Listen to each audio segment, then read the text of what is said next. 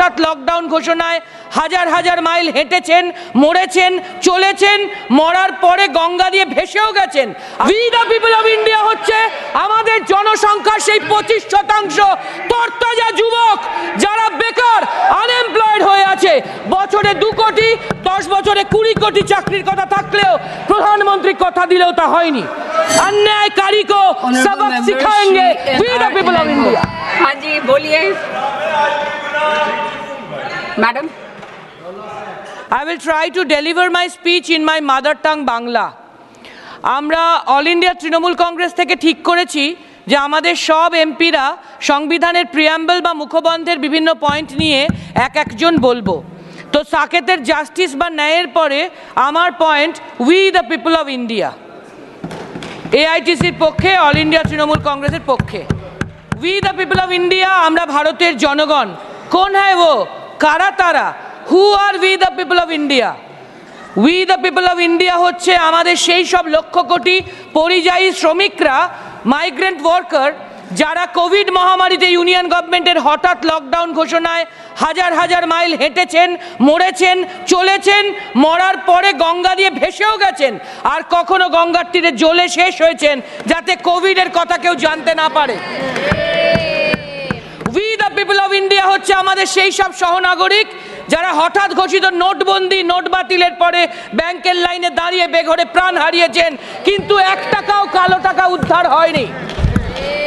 We the people of India হচ্ছে আমাদের সেই 850-এরও বেশি কৃষক বন্ধু ভাই বোনেরা যারা দিল্লির সীমান্তে কৃষক বিরোধী কৃষি আইনের আইনি শান্তিপূর্ণ বিরোধিতা করতে গিয়ে মৃত্যুবরণ করেছেন ইউনিয়ন গভর্নমেন্টের পুলিশের আক্রমণে, অত্যাচারে। যখন কৃষকরা আজও মিনিমাম সাপোর্ট প্রাইস MSP পাননি, যদিও প্রধানমন্ত্রী কথা দিয়েছিলেন।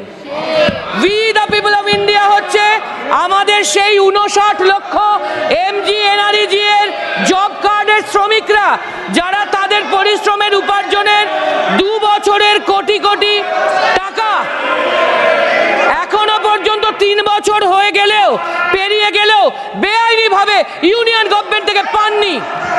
We the people of India হচ্ছে আমাদের মণিপুরের সেই হতভাগ্য মা ভাই বোনেরা যারা গত 1.5 বছরের বেশি সময় ধরে মণিপুরে আগুন জ্বললেও, ঘর ছাড়া, জীবন ছাড়া, কাজ ছাড়া কোন রকমে বেঁচে থাকলেও, মা বোনেরা চূড়ান্ত হেনস্থা হলেও প্রধানমন্ত্রী তাদের সাথে দেখা করতে যাননি।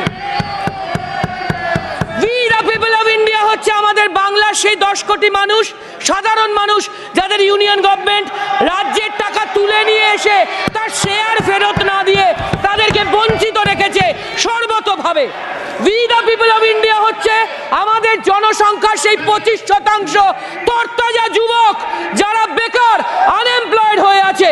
বছরে 2 কোটি, 10 বছরে 20 কোটি চাকরির কথা থাকলেও প্রধানমন্ত্রী কথা দিলেও তা হয়নি। We the people of India হচ্ছে আমাদের সেই লক্ষ লক্ষ শ্রমিক কর্মচারীরা যারা ডিসইনভেস্টমেন্ট, কর্পোরেটাইজেশনের ফলে ইউপিএসসি পরীক্ষা দিয়ে চাকরি পাওয়ার পরেও প্রফিটেবল PSU এবং পাবলিক এন্টারপ্রাইজ থেকে কাজ হারিয়েছেন এবং এখন পর্যন্ত ওল্ড পেনশন স্কিমও তারা পান না। We the people of India হচ্ছে আমাদের সেই দেশবাসীরা যাদের 10% খাদ্যের মূল্য বৃদ্ধি হজম করে পরিবার সহ বেঁচে থাকতে হয় অত্যন্ত কম রোজগার সত্ত্বেও। We the people of India হচ্ছে সেই আদিবাসী জল জঙ্গল জমির ভাই বোনেরা, সেই দলিত বন্ধুরা, সেই সংখ্যালঘু ভাই বোনেরা যারা আজও শিক্ষা সহ সব অধিকার থেকে, আমাদের অনেকের থেকে আজও বঞ্চিত হয়ে পিছিয়ে আছেন স্বাধীনতার 75 বছর পরেও বিকশিত ভারতে। We the people of India হচ্ছে আমাদের সেই সাধারণ মানুষজন যারা আমাদের 1% জনসংখ্যা 50%-এর সম্পদের অধিকারী হয়ে আছেন বলে বাকি অধিকাংশ জনকে, অনেক জনকে খুঁটে খেতে হয় আজকের আচ্ছা দিনের বিকশিত ভারতেও।